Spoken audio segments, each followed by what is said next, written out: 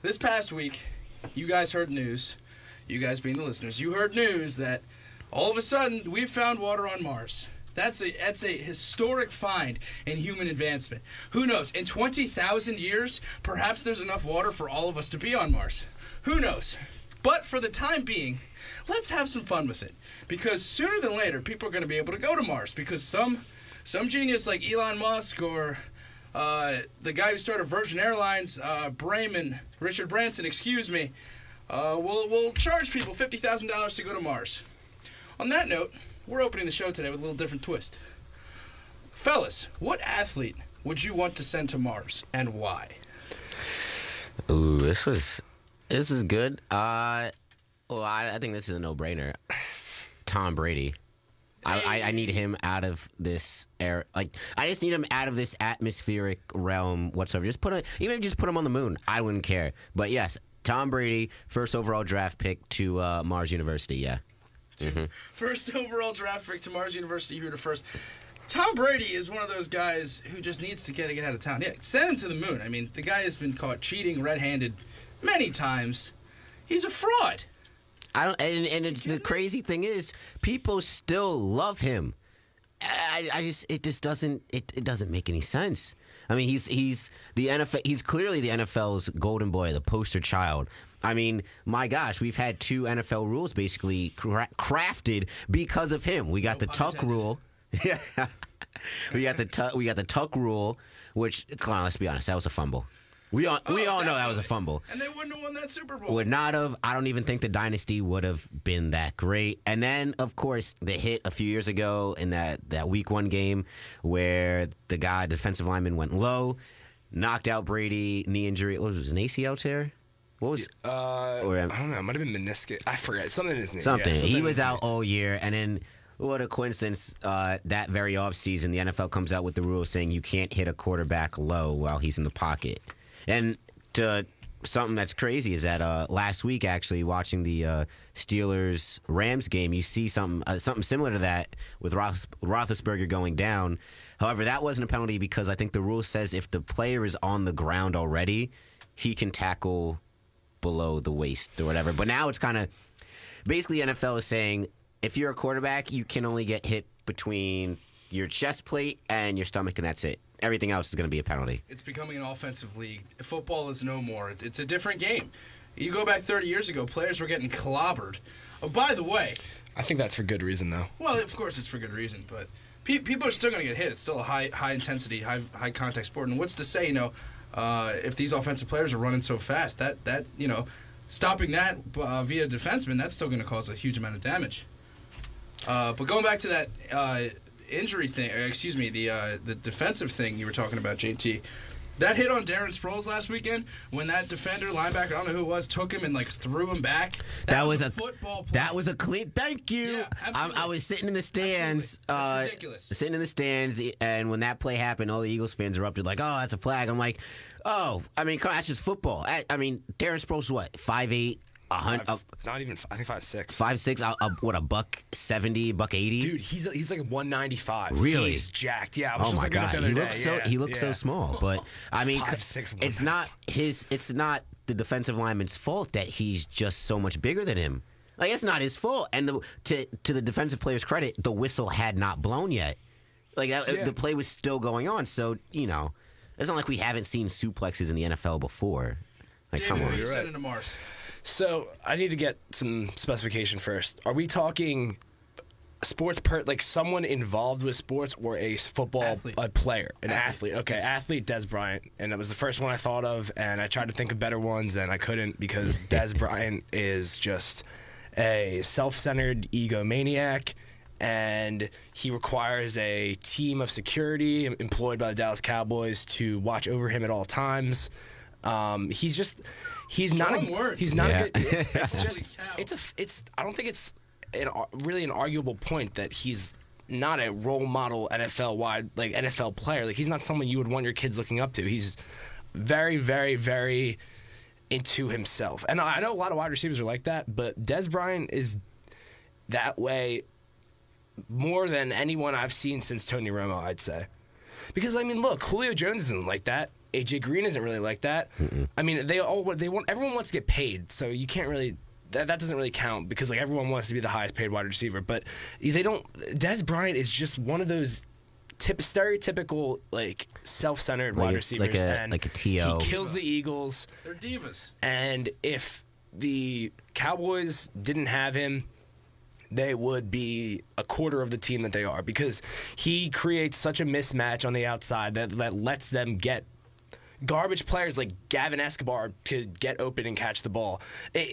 He changes an entire defense game plan, and I honestly believe that it would be prior to Tony Romo's injury. I thought once Dez went down that it was the Eagles' division to win because I think he's maybe the more important player. He changes the game completely, and if he was sent to Mars, I'd be a very happy man. As with the rest of Philadelphia, that's a great choice. My choice, it's very obvious if you've been following the news lately.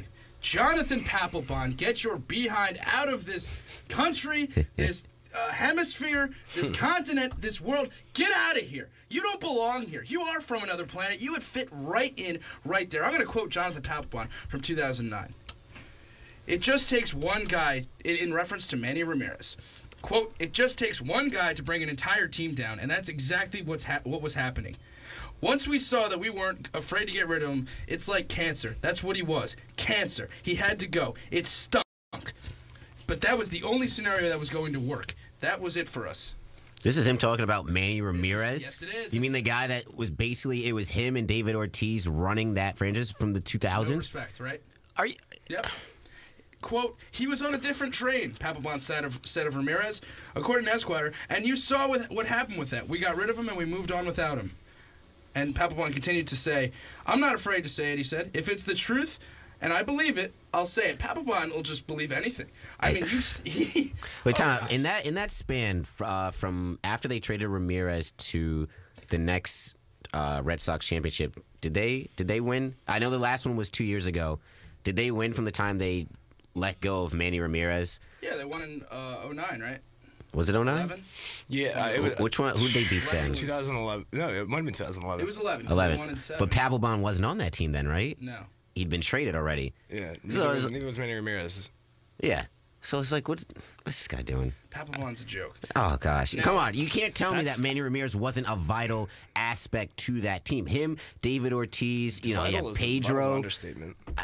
You know what? Honestly, vital is an understatement. Seriously, he was the best player. He was the best regular season player on that team that broke that historic curse. And I think, just David Ortiz was better in the playoffs. He was incredible in that series against the Yankees. Yeah, it hurts. It still hurts. It doesn't. And it doesn't win without Manny Ramirez. But it doesn't either. make it to the playoffs to put him in that position without Manny Ramirez. I completely agree. Manny Ramirez is one of the most phenomenal hitters of our lifetime. You think maybe this is a Napoleon type complex with Papelbon? I mean, he was definitely. Because he was regarded as one of the premier closers in the time where you had Eric Gagne, Mariano Rivera, and then once Eric Gagne fell off the face of the planet.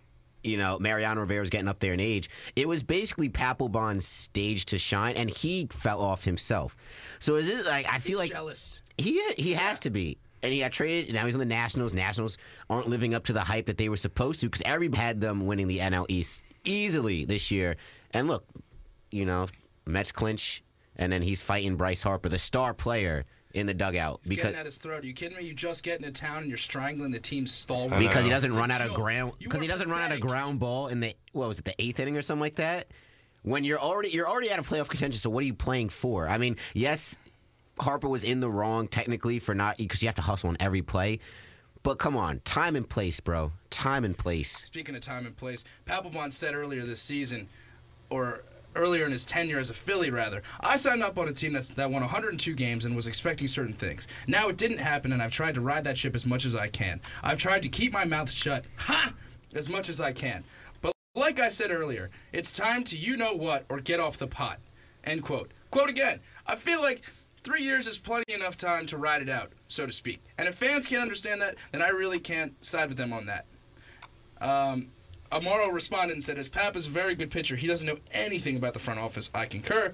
And Papelbon said at the All-Star game this past season as the Phillies' lone representative, he said he would have traded himself a long time ago. Ryan Howard said that he does not like he doesn't like what Papelbon has to say, but he, quote, calls him a good teammate. Excuse me, calls him a great teammate. That's a quote. 2 years ago, Papelbon had this to say about Ryan Howard. In particular, he talked about Howard's positioning on Span's infield hit, and that led to a broader discussion at the talk. Broader discussion. I was thinking on a 3-1 count, our infield would be back, and I was expecting to turn around and run to first base and catch an underhand throw, Papelbon said.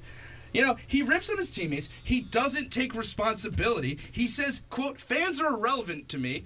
He says he enjoys being booed. Quote, I enjoy it. I just think that is fun. Well, screw you, Jonathan Papelbon. Get out of my city. You don't belong here. You don't know what it's like to be here. You don't put in the time, the work. You are a poison. You, Jonathan Papelbon, are the cancer. And thank goodness you are on this team's rival right now. It's like chemical warfare. Have fun in the Nationals and whatever garbage team you get sent to next, because you do not belong in any locker room in Major League Baseball. And on that note, we are going to take a quick break. We gotta take a break here. You're getting a little heated there. Get out of my city. A little. I feel like that's always the case on Thursdays. You always get Zach getting riled up. But we gotta love it. It's Thursday, almost the weekend. Tuesday stinks. Keep it locked here. Stadium Talk, Phillies #1 College radio station. We'll be right back.